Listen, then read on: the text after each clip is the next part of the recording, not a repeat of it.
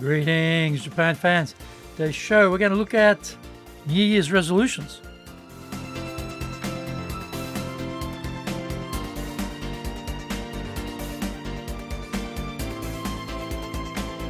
Maishu, arigatou gozaimasu, and welcome back to the 10th year of the Leadership Japan series. And I'm your host in Tokyo, Dr. Greg Story, Dale Carnegie Tokyo franchise owner, president of Dale Carnegie Tokyo Training, and the three-time best-selling author of Japan Sales Mastery, which is Zaegyo in Japanese, Japan Business Mastery, and Japan Presentations Mastery. My new book, Stop Wasting Money on Training in Japanese, Training de Okane o Mura ni suru no wa yamimashou, and all of my books are available on Amazon.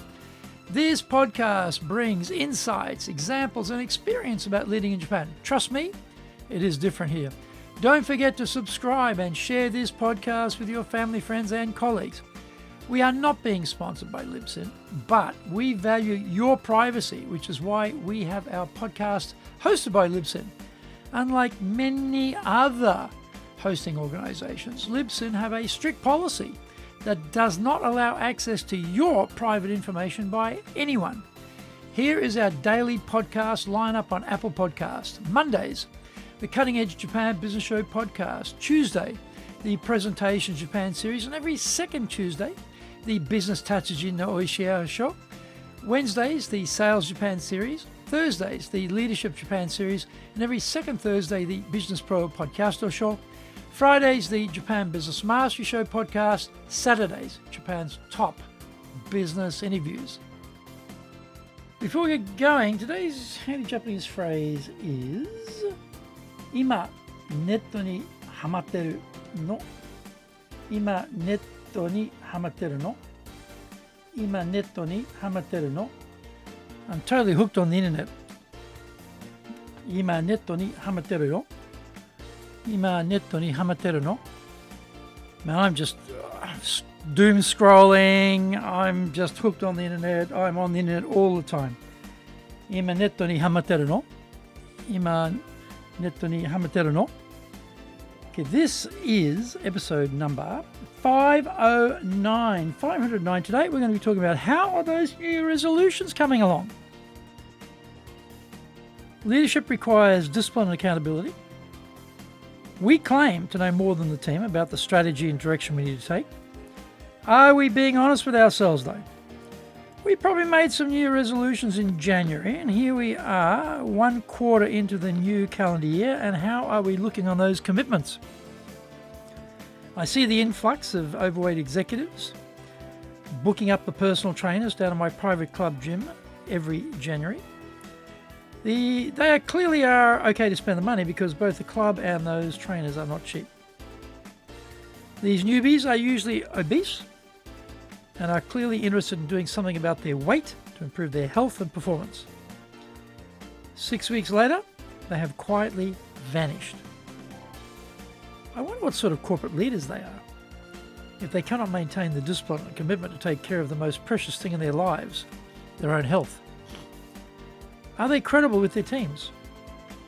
Maybe I'm wrong, but I doubt they can be a genius of organization, consistency, reliability, and delivered outcomes at work if they can't keep going with their own health improvement program.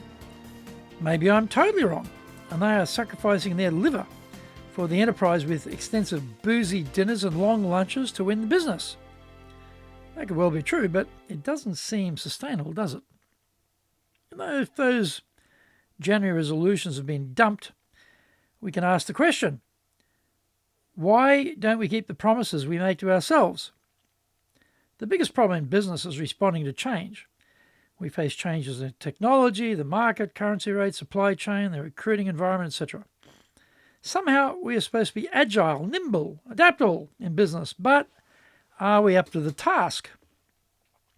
If we're going to change our lifestyle to trigger the corrections we need to solve our weight problem or any of the other things we need to get done, then are we really able to handle change? Don't get me wrong. Everyone I meet loves change. They tell me they want the organization to change, their boss to change, their staff to change, their colleagues to change. For themselves, though, They have very little interest in making any changes and prefer to keep doing what they've always done. If the leader has this mentality regarding the personal things of most importance to themselves, their health, what are the odds they are going to be able to handle the needed changes in business? A big part of securing personal change is to have a coach. Okay, the personal gym coaches are like new puppies in Japan in New Year. 6 weeks later, the pet owners are looking to hand them back because they cannot handle the changes needed to look after the pups. The gym coach gets the axe too, because the changes they are recommending for the executive are beyond their ability to sustain and they give up. The idea itself is actually very good. Find out more when we come back from the break. Today's show is brought to you by our public courses, but we also are doing custom in-house programs. We do these in both Japanese and English. We do them face-to-face in our super safe classroom, and we do them live online. On the 12th of April, we'll hold our Dale Carnegie course, People Skills, absolutely critical in business. Communication skills, absolutely critical in business. Stress management skills, absolutely critical in business. All of these things, leading people, communicating with colleagues, subordinates, bosses, being persuasive, having control of your stress, all make up the necessary components to get things done. However, often for improvement, we need change. The problem with change is we don't like it. We like to stay the same way, do what we've always done, stick with the same habits. Hard to do, hard to get change. But this course helps, really helps. It changes our mindset, changes our behavior pattern. It makes a difference. It really makes a difference. So if you want to have better leadership, communication, people skills, stress management skills, and learn how to get change to work for you, this is the course for you. On the 20th of April, we're doing high-impact presentations. This is focused solely on being persuasive. How to be more persuasive, how to be concise, how to have a good structure, how to engage your audience, how to deliver message you want to get across, how to be effective. This is what you learn. 2 instructors, 2 days, everything videoed, massive coaching. This is how you do it. If you're not persuasive now, you will be. If you're not concise now, you will become concise. If you don't know how to engage an audience, you will know how to engage an audience. If you don't know how to structure your talk, you'll know how to structure your talk. Everything you need is in this course. It is brilliant. Our website is www.dale-carnegie, that's DALE-Carnegie, CARNEGIE.co.jp. You can email me at greg.story@dalecarnegie.com.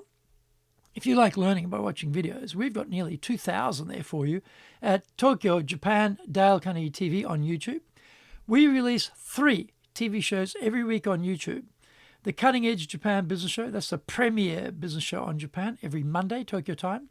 Fridays, we have the Japan Business Mastery Show.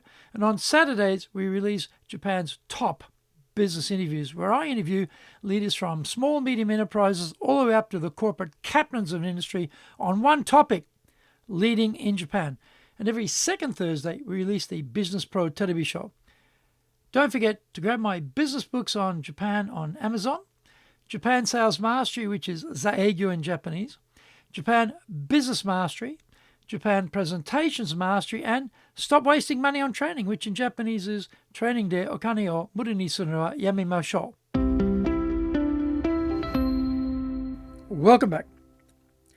Having a mentor or a coach in business is a mechanism of accountability, an objective measuring device to be run over us to make sure we are tracking to get where we want to go. That is helpful.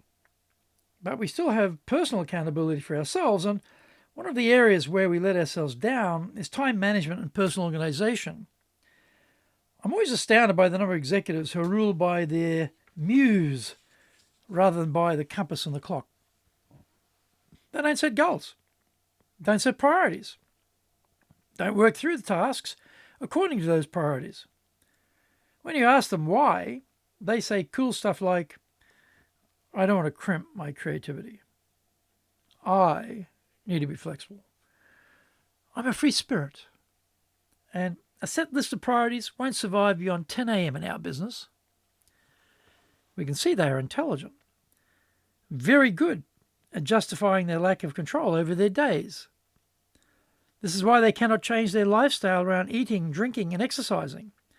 This is also why the New Year resolutions go up in smoke every year, as these executives inch closer to that stroke or heart attack awaiting them if they don't make some major changes in their lifestyles.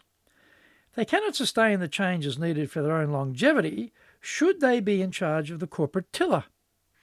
Should they be the ones setting the path forward? Are they credible with their team and able to have people put in the effort needed for the organisation to succeed? Are they well organised to do the follow-up to make sure what they think is happening is in fact taking place? Okay, obese people are easy to spot. What about all the slim people who are also equally challenged to do what they say needs to be done? What about when they drop their resolutions like a hot potato? Can we entrust the organisation in their hands? How have you fared this first quarter? Are you on track to reach your resolution goals? Are you better organised than last year? Do you have an iron grip on both the compass and the clock and are the one dictating the action rather than the other way around? If you're not on track, what are you going to do about it? Waiting until January next year to try again? There is still time to regroup. Do some hard thinking about why you are struggling and what needs to change to fix this situation. One thing for sure is that time will pass one way or another, regardless of what we do. Why not get in control of your future and live a life of intention rather than one of reaction? Only you can make it happen. Start small and add things as you succeed. Expecting it is going to be hard, painful, disappointingly slow, and relentless. When you do that, you won't be surprised by the difficulties and be ready for the onslaught.